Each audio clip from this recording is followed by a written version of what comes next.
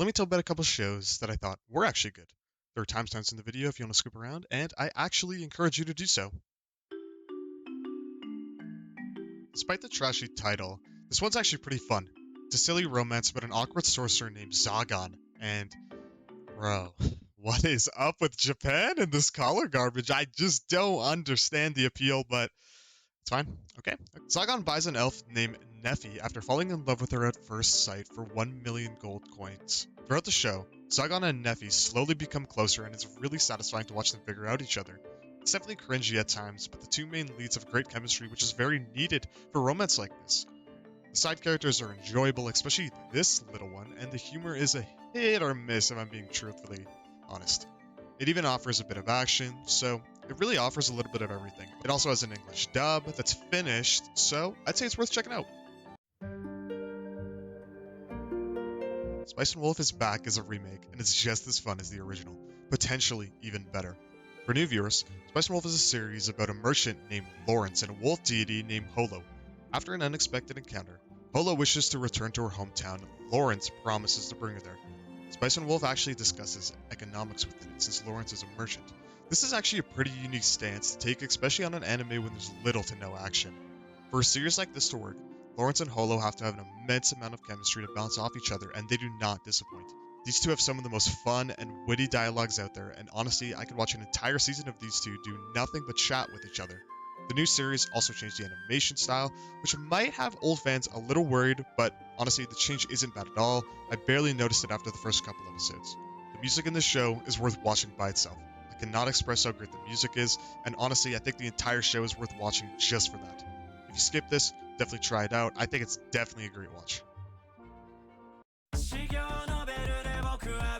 That is a dumb title. Is the first thing I would think of when I see this. Luckily, this anime is anything but dumb. Fighter D is part of a group that's forced to put on performances to make the rangers of this world look strong and righteous. As he slowly decides he no longer wants to put on this facade, Fighter D starts to rebel and decides to destroy the Ranger Force. This anime is one of the most creative premises that's been released lately, and I can't believe it isn't more popular. On top of creative twists and turns everywhere in the show, the animation is nothing to gloss over, as it's got top-notch animation to go along with it all. The fight scenes are also surprisingly gruesome and brutal, so that's always cool. And the characters are a bit on the weaker side, but nothing so bad that it makes it unwatchable. The opening is also crazy good, so if that makes you want to watch it anymore, go watch Loser Ranger.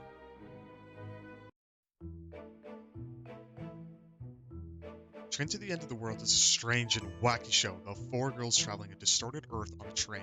Japan is left distorted after a failed technology experiment that left people and places unrecognizable. The show begins with our main character Shizuru finding out where she may be able to locate her missing best friend. After discovering this, Shizuru plans to leave her hometown solo into a distorted Earth until her friends find out about it and decide to join her. Train to the End of the World is all about its creativity. While traveling, the girls make many stops at each train station, and each one has its own bit of uniqueness. There's stations full of zombies, talking animals, and even random stations floating above the ocean. Each station has its own mysterious vibe that will leave you wondering what the next station will have to discover. Outside of the world, there's actually a pretty neat mystery involving Shizuru's best friend, so there's more to look forward to mystery-wise outside of the stations. I haven't really seen anyone talk about this, so if you're looking for something unique and new, check out Train to the End of the World. Windbreaker is the most hype anime this season. This series is everything the delinquent side of Tokyo Revengers wanted to be. Windbreaker is about a high school named Furin that is all about protecting their town. The school doesn't have any teachers and is completely run by the top of the hierarchy of the school. A lot of people actually dislike this aspect, saying it's unrealistic, but I think Windbreaker is just being aware of what it wants to be, a show about delinquents fighting. In my opinion, the weakest part about Windbreaker is Sakura, the main character. This will raise a lot of red flags with people, but I don't think this is a negative aspect at all. Sakura has an extremely black and white perspective on things, and throughout the series, as he meets more people and participates in more fights, his perspective starts to broaden.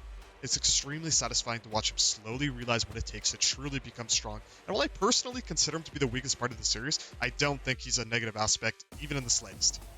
Every side character is great in Windbreaker, including the other schools they fight. Togame specifically had me sold on how great Windbreaker actually is, his fight, in my opinion, being the best of the show. The animation in Windbreaker is actually crazy. This isn't some one episode has amazing animation type of series. Every single fight has insane levels of animation and choreography. Definitely check out Windbreaker.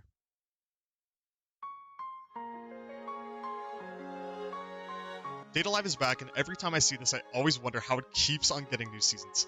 And then I wonder why I watch every single new one that comes out. I actually don't mind Data Live that much. In fact, I actually find it to be a pretty fun series all around. If for some reason you're interested in watching 5 seasons of Data Live, I'd say it's a pretty fun series all around. Konosuba returns for season 3, and it's still just as great as before. The season being focused around darkness and probably the most serious season, but putting Konosuba in the same sentence as serious doesn't really seem right. Konosuba is still as fun as before. If you liked the previous seasons, you'll still enjoy this. If you didn't like it before, this probably won't change anything. Also, there's Demon Slayer, Mushoku Tensei, and Slime, so if you enjoy those, that's cool too. Yo, what's up? It's my first video, so it's probably pretty bad, but we can let it slide. I'll probably make a summer video because why not? Appreciate anyone that watched this. Peace.